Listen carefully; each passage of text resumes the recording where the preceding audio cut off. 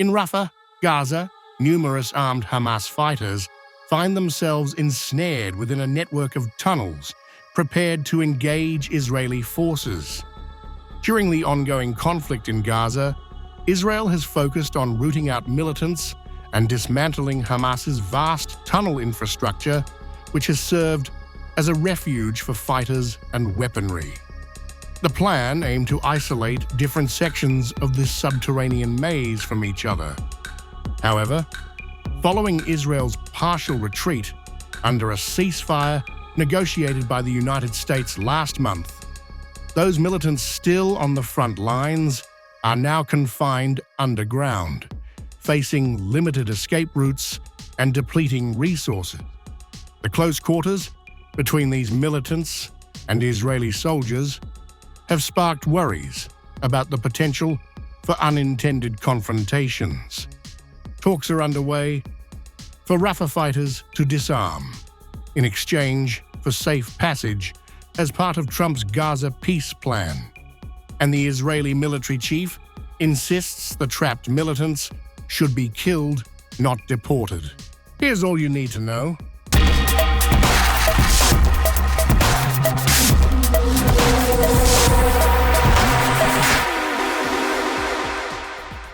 Hamas is demanding the evacuation of hundreds of its fighters trapped in the Rafah area, south of the IDF-controlled Yellow Line in the southern Gaza Strip.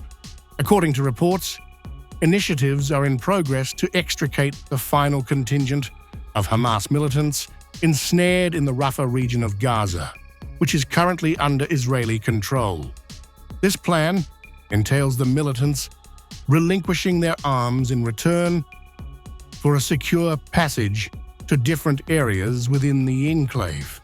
Egyptian negotiators have put this strategy forward to help maintain the ceasefire that commenced on October 10th. As part of the arrangement, the Hamas fighters would transfer their weapons to the Egyptian authorities and reveal the locations of any remaining tunnel networks, which would subsequently be dismantled. In Israel, a meeting of the Security Cabinet took place to review the latest updates from the combat zones. According to reports, Prime Minister Benjamin Netanyahu, along with Defense Minister Katz, inquired of IDF Chief of Staff, Lieutenant General Ayal Zamir, regarding his stance on deportation. Answering bluntly, Zamir said, "Absolutely not. I'm not in favor of releasing them. They should be killed. As far as I'm concerned, they should either be eliminated or surrender." Palestinians are fed up with the vile and wicked ways of Hamas. In recent months, Palestinians have flooded the streets of Gaza in an unusual and straightforward expression of frustration towards Hamas. A significant number of people in Gaza are now holding the Iran-backed group responsible for bringing devastation and bloodshed to the area. Throughout the war, Hamas has taken human shields and mercilessly thrashed Palestinian civilians trying to escape the intense fighting. On multiple occasions, Hamas militants have shot Palestinian civilians in the leg to prevent them from leaving.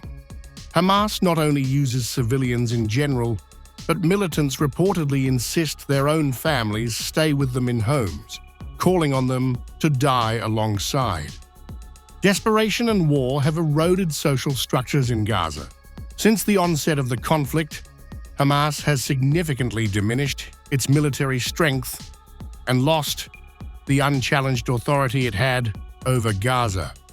In an effort to re-establish control, Hamas has formed new policing and internal security units.